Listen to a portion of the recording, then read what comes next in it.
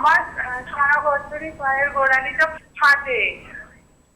হ্যাঁ, আর পায়ের গোড়ালিটা সারা বছরই ফাটে, ব্যথা হয়, এটাই প্রবলেম আমার। ওকে, সঙ্গে থাকুন, আমি এখনই আপনার সমস্যার সমাধান করে দিচ্ছি। আপনাকে মনে রাখতে হবে যে পায়ের গোড়ালি ফাটাটা কিন্তু এটা নিয়ে কোনো অনেকের মনে সংকোচ থাকে, তারা আড়াল করে রাখতে চায়, কিন্তু পায়ের গোড়ালি ফাটাটা এমন একটা সমস্যা বা এমন একটা অসুখ যে অসুখটায় প্রমাণ হয় আপনি নিজেকে নিজে ভালোবাসেন না। না, যিনি নিজের ত্বককে ভালোবাসবেন তার পায়ের গোড়ালি ফাটতে পারে না, অথবা তিনি মিসগাইডেড হচ্ছেন, দুটোর যে কোনো একটা। দেখুন, গোড়ালি ফেটে যাচ্ছে মানেই আপনি ফাটারা বা ক্র্যাক বা ফ্র্যাকচার এইসব নামের কোনো কিছু মেখে তো হবে না।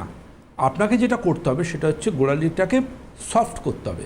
জানবেন গোড়ালি ফাটবার আগে সে একটা পেন আসবে, একটা হার্ড হয়ে যাবে জায়গাটা, তারপর কিন্তু ফাটতে শুরু করবে।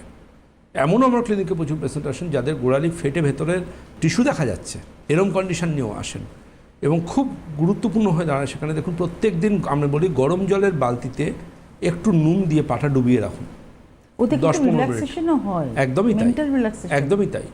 এবং ওই গরম জলের বালতিতে হাঁটু অবধি বেশ, আবার ঠান্ডা হয়ে গেলে আবার গরম জল মিশিয়ে নিন, নিয়ে এইভাবে মিনিট 20 থাকুন গরম জলে পা ডুবিয়ে। এবার পাটা তোলবার পর পরম্পরা আয়ুর্বেদের একটা ডাস্ট স্ক্রাব আছে, অঙ্গশ্রী ডাস্ট, অঙ্গশ্রীর ক্রিম আছে ওটা নয় কিন্তু ডাস্ট, অঙ্গশ্রী ডাস্ট, ওই জায়গাটাতে ভালোভাবে একটা সফট কিছু স্ক্রাবার দিয়ে ওই জায়গাটায় ক্লিন করতে হবে।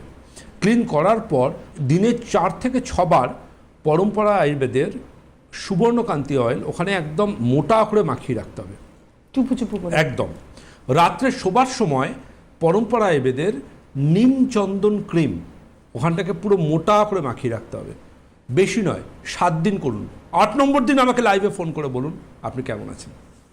মানে আপনার বলার মধ্যে একটা কনফিডেন্স কাজ করে, যেটা বোঝা যায় যে কিভাবে পরম্পরা আয়ুর্বেদ মানুষের সঙ্গে মানুষের পাশে রয়েছে। এটা ভীষণ প্রয়োজন।